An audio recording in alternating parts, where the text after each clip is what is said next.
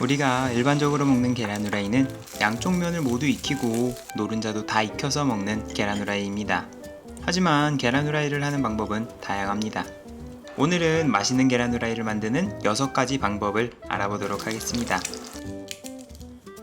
자, 시작할까요? 첫 번째로 알려드릴 계란 후라이는 써니 사이드 업이라는 계란 후라이입니다. 프라이팬을 올리고 불을 중불로 올린 다음 버터를 한 조각 넣습니다. 버터가 보글보글 끓기 시작하면 계란을 넣습니다. 그 다음 불을 중약불로 낮춥니다. 이때 계란에 소금을 뿌려 간을 합니다. 바닥면에 흰자가 모두 익고 노른자 주위에 흰자도 익으면 불을 끄고 계란 후라이를 꺼냅니다. 마지막으로 후추를 뿌리면 완성됩니다.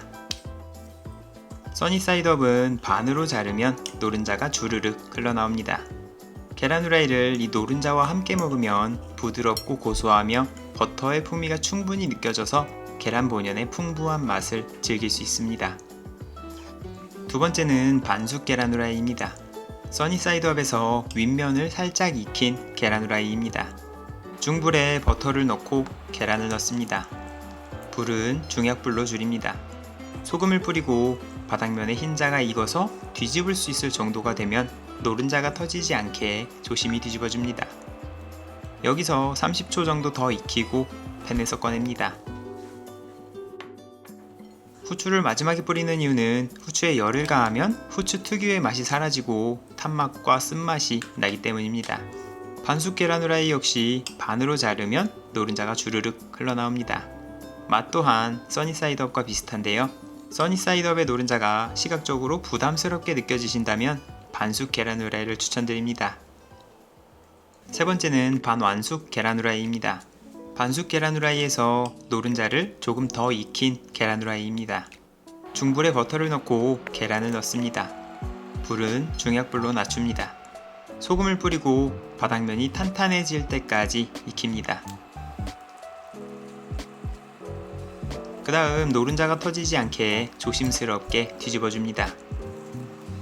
이 상태에서 노른자가 약간 단단해질 때까지 익혀줍니다.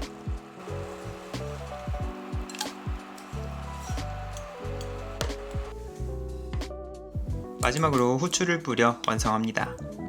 반완숙 계란 후라이는 반으로 잘랐을 때 노른자가 약간만 흘러나옵니다. 노른자를 누르면 안에 있던 노른자가 조금 더 흘러나옵니다. 네 번째는 완숙 계란 후라이입니다. 노른자까지 전부 익힌 계란 후라이입니다. 중불에 버터를 넣고 계란을 넣습니다. 이번에도 불은 중약불로 줄입니다. 소금을 뿌리고 바닥이 탄탄해지면 노른자가 터지지 않게 뒤집습니다. 여기서 3분 정도 더 익히고 다시 뒤집어서 2분 정도 더 익혀줍니다.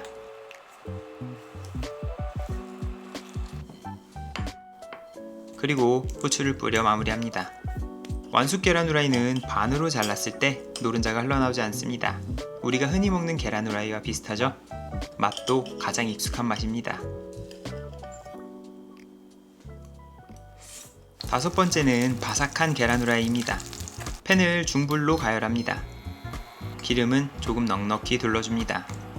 팬이 작아서 30초 정도만 가열한 다음 계란을 넣었습니다. 소금을 뿌리고 테두리가 갈색으로 변하기 시작하면 기름을 떠서 흰자에 끼얹어줍니다. 흰자가 다 익으면 팬에서 꺼냅니다.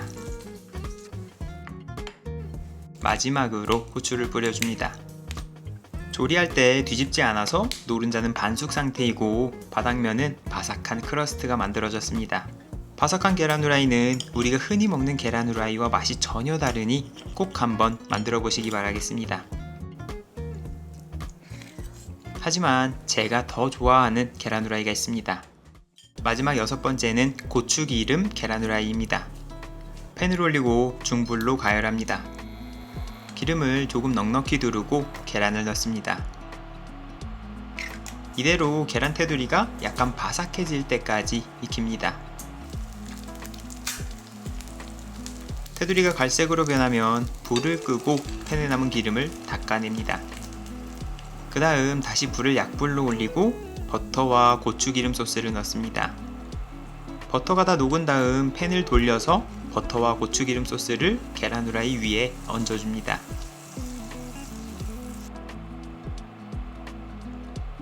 노른자 주위에 흰자가 다 익으면 계란을 꺼내줍니다.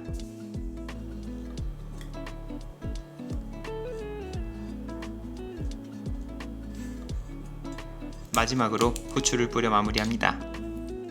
바닥 부분은 마이야르 반응을 일으켜서 바삭함이 있으면서 고소한 맛을 더하고 노른자와 버터의 풍미를 충분히 머금은 계란 후라이입니다. 함께 넣은 고추기름 소스로 매콤한 맛과 마늘 향을 더해 느끼하지 않으면서 맛이 풍부한 계란 후라이가 완성되었습니다. 고추기름 소스는 영상 설명에 제품 링크를 걸어 두었습니다. 오늘 알려드린 계란 후라이는 꼭 따라해 보시고 밥이나 다른 음식과 함께 드시기 전에 계란 후라이만 먼저 드셔보시기 바라겠습니다.